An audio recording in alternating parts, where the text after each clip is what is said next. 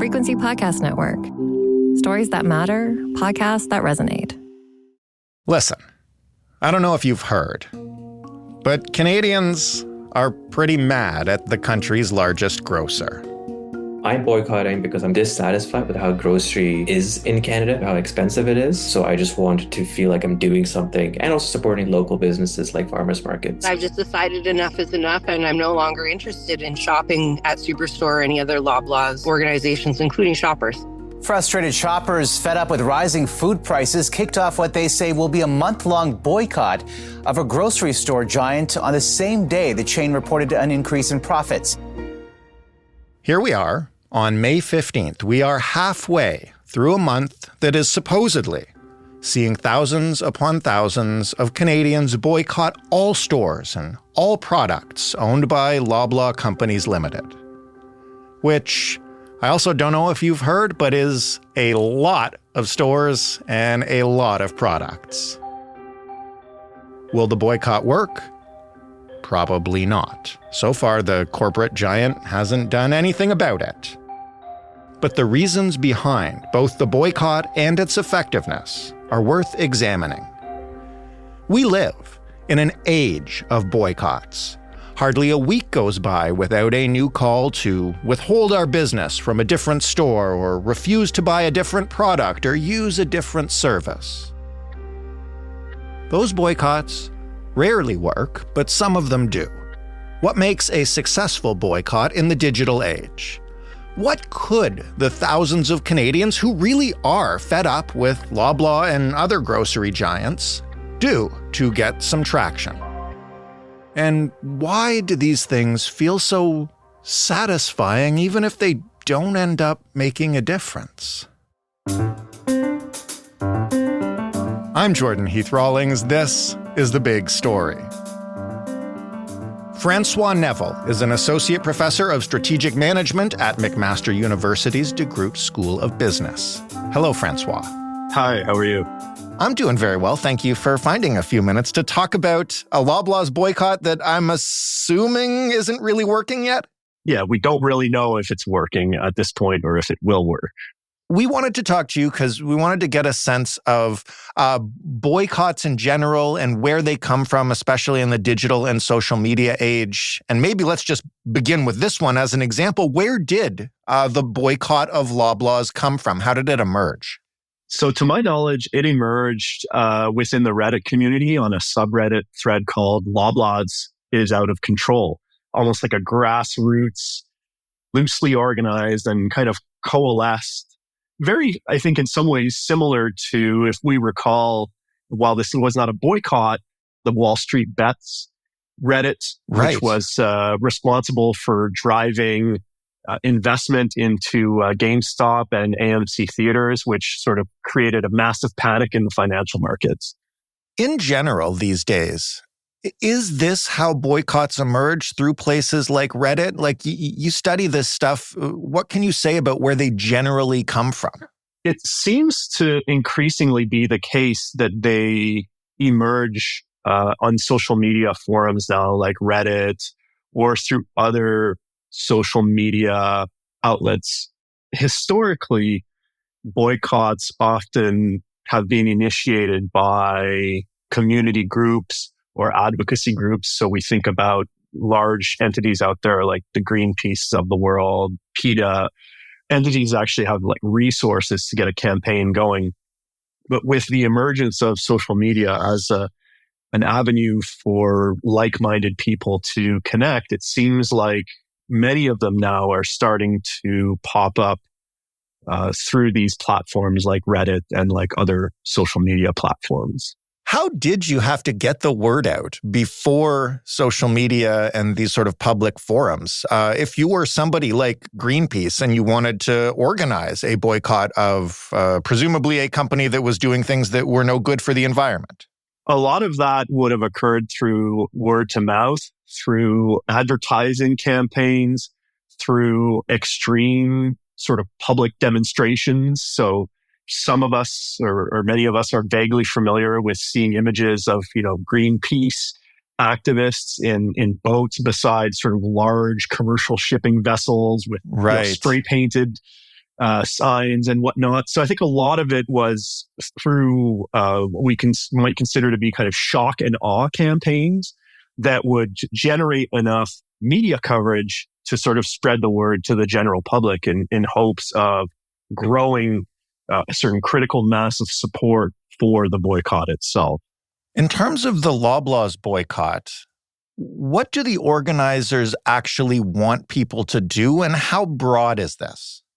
I think it's an interesting question because it speaks more generally to maybe the times that we live in, where it seems like we're increasingly seeing groups of citizens who are generally unhappy with something and they want it to change, but then the demands themselves are not necessarily actionable. So in the case of Loblaw's, what I've seen in the coverage is that the general goal of the boycott is to reduce grocery prices and increase food security for Canadians. Now, that sounds good, but it's a pretty broad statement. I don't really know what they mean by food security necessarily. And some of the more specific demands that are being made across the board, price reduction of 15%, reducing loyalty benefits or member-only pricing for PC Optimum card holders, and putting price caps on essential items. Now, some of those demands, I suppose, might be perceived as reasonable, but the most recent financial statements or earnings statements of Loblaw suggest that their profit margin is only about 3%, which is not uncommon in the grocery industry. Given the economic forces that shape competition in that industry, profit margins are not as high as we might think. And so it starts to become, I think, a bit challenging to think about how a price reduction of 15% can actually be implemented in a way that is mutually beneficial here. But in terms of the actions that the organizers want people to take, it's one thing to, I guess, boycott Loblaw's grocery stores, but this is a point we've made in a separate episode of this podcast. Loblaw's is everywhere, and they're asking people to not shop at any Loblaw's affiliated store. And how much of a challenge is that in this market? That's a fantastic point. And I think that when it comes to this boycott, there's a couple of different layers that I think are going to make it challenging for it to continue or to gain momentum. Generally, boycotts require some modification of the consumer behavior. And with groceries in particular, we're thinking about a very habitual behavior, one that is largely driven by convenience. Think about the average person. Does that person want to drive further to get to a different grocery store? Do they want to have to learn a new store layout? Right. Some people might be very partial to the President's Choice Blue Menu, private label, and they're not necessarily willing to give those up. And then the second part of it, sort of more directly to your point, is that the parent company of Loblaw's, there's a huge portfolio of brands there. They're essentially everywhere. So we're now asking, or the organizers of the boycott are asking potential participants to do fairly extensive research and to keep all of these top of mind to avoid them. And when we look at the different companies that are sort of under this umbrella, we also find some low-cost players.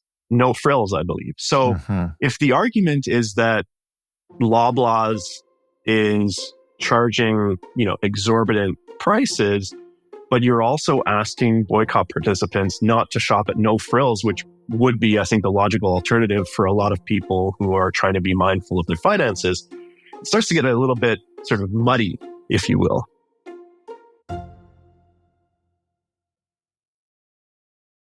Give me an example of boycotts that would be the opposite in terms of scope and the way you're asking people to totally change their behavior, and maybe ones that have worked. Yeah, so one recent example that comes to mind is the boycott of Anheuser-Busch and Bud Light, which was organized in response to Dylan Mulvaney being featured in their promotional campaign. Right. Now, what made that one a little bit easier? Well, if we think about the purchasing patterns around Bud Light or Budweiser, there are numerous competitors that are fairly similar in terms of quality and price that are readily available on the shelves right next to Bud Light and Budweiser. Mm-hmm. The potential participants in this type of boycott aren't really giving up a whole lot. It's not very inconvenient for them to participate. It's easy to maintain that sort of behavior for a long period of time because you're not necessarily incurring a whole lot of financial cost or psychological cost or cost in terms of your time to actually buy the competitor's product in that situation. In terms of this boycott, and you also mentioned the Bud Light boycott, which is obviously very politically tinged, how much of this is about the stuff you just kind of explained, wanting this company to change their behavior in a way that can perhaps make things better for consumers without necessarily harming their bottom line or whatever? And how much of it is just about emotion and anger? I think a lot of this is driven by emotion and anger. And I think a lot of why Loblaw finds itself at the center of this is because Galen Weston is a very prominent executive in this industry. And he had a very disastrous performance, at least from a managing public relations standpoint, in front of the House of Commons. And frankly, I think he gave a lot of answers that were out of touch. Right. And I think a lot of people were upset with that and probably rightfully so. Yeah. So I think a lot of this is driven by emotion and frustration. And yes, all of us are, I think hurting to some extent as a result of the pandemic and the financial pressures that have been placed on households. And groceries are an essential kind of item that we all need to buy. So I think this is a general frustration with just the state of the economy, and the grocery industry is kind of front and center of that because of the prominent sort of role that it occupies in all of our lives. When I talk about this, I'm not even talking necessarily about whether I agree with the emotion behind these boycotts or not, because a lot of the time I do. It's that I can't honestly keep up on where I'm buying everything, whether the coffee company that I'm going to for my coffee supports Israel, whether my mutual fund invests in oil and gas, whether I'm shopping at Loblaw's or going a kilometer or two out of my way. I mean, I could name more of those, but do you know what I mean? Like, it's a lot to keep track as you move through the world and to keep that all straight when you're just trying to make your everyday consumer purchases. Yeah, and I think related to that point is the notion that I think we have to be also critical thinkers in this, in the sense that is something like this necessarily going to benefit the people that they believe are going to benefit from it? So let's play this out kind of in a very simplistic scenario, but let's think about some of the main suppliers of Loblaw's. So if Loblaw's drops their prices, now maybe they have to look for different suppliers, right, to maintain their margins. So does that have a positive or negative impact on the Canadian farmers who supply Loblaw's if they're being cut out of the equation? I've seen certain calls from unions urging people not to boycott Loblaw's because they're trying to negotiate a wage increase for employees. And we all know that people probably need to be making a little bit more money given where inflation is. If Loblaw's drops their prices, what does that do to just supply of food in general? And are people who are in a lower socioeconomic position able to acquire what they need now that things have been artificially deflated or what have you? So I think that's an important sort of nuance or an important perspective to apply to this as well. And, the thing that's interesting about Loblaw's is that I don't think that I have ever considered them to be a cost leader in the industry. I don't think they've ever claimed that they were trying to be the most affordable grocer out there. There certainly are other players that are cost leaders. If the boycott was called like No Frills is out of control because their prices are kind of no different than Loblaw's, then I think, you have a bit more of a point to make there. This boycott is ongoing through this month. It's gotten This podcast aside, a ton of media attention. Loblaw's isn't showing that they plan to do anything about it. So if media attention's not working, if this boycott is not going to work, how can people make their anger, but also just their desires and what they think would help them known to the company in an effective manner that might actually encourage change? Well, one of the ways that a number of activist organizations have been engaging with companies with relatively good success these days is through shareholder activism. So any shareholder that purchases a requisite amount of shares or that owns a certain percentage of shares in a company is entitled to placing various proposals on a company's annual proxy, which are then voted on at the annual shareholder meeting. So that is a mechanism that allows a group to have a direct dialogue with company leadership. Now, would there be a way for consumers to organize or to work with an advocacy group that has experience in advancing campaigns via shareholder activism? That could be one way to do it.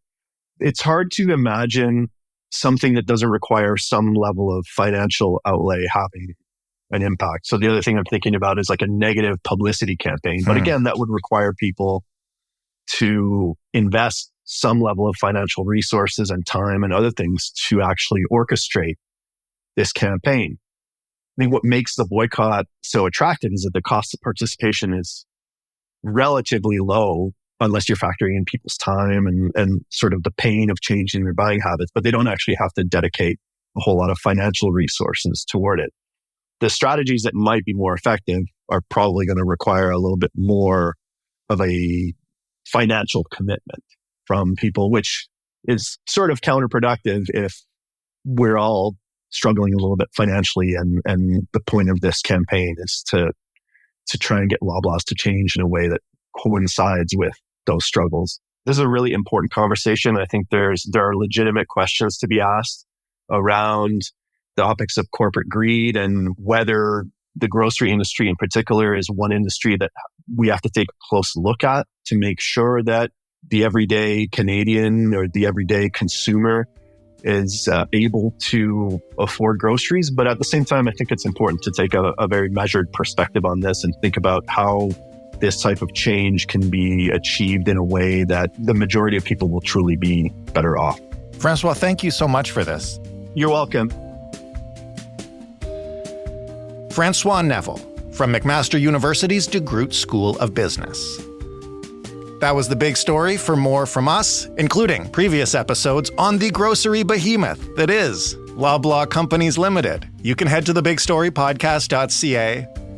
You can also send us feedback on this episode or any other by emailing hello@thebigstorypodcast.ca or by calling us and leaving a voicemail at 416-935-5935. The Big Story is in absolutely every podcast player and on absolutely every smart speaker as long as you ask it to play the Big Story podcast.